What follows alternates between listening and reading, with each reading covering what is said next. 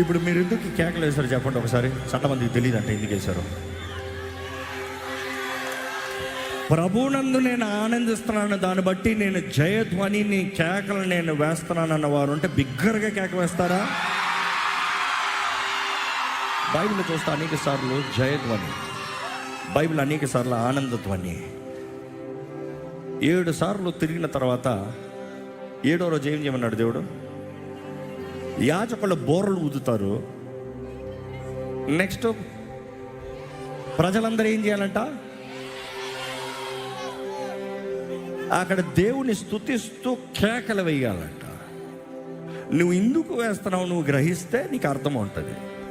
కొన్నిసార్లు కేకలు వేసేవారు కూడా స్పెక్టేటర్స్కి ఇరిటేటింగ్ ఉంటుంది. ఎందుకు కేకలు వేస్తున్నారు అనుకు చూడు. Spectators simple. క్రికెట్ మ్యాచ్లో 2 టీంలు ఆడుతున్నాయి. నీ ఫేవరెట్ బ్యాట్స్మెన్ అరీనాలకు వస్తున్నాడు అంతే. వస్తే ఏం చేస్తావు? పెద్ద ఫ్యాన్స్ అనుకో ఏం చేస్తారు? లేచి నిలబడి చప్పట్లు కొట్టి కేకలేస్తారు. Why you doing it? One thing, to cheer up. Second thing, ఆయన పర్ఫార్మెన్స్ బాగున్నప్పుడు యూ ప్రైజ్.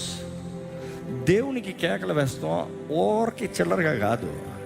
అరే నా దేవుడు బలవంతుడు రాయమనుకుంటున్నాను. నా హీరో యేసయ్య సజీవుడు. ఈరోజు సాతాను తనక చెత్త కొట్టినోడు నా యేసయ్య.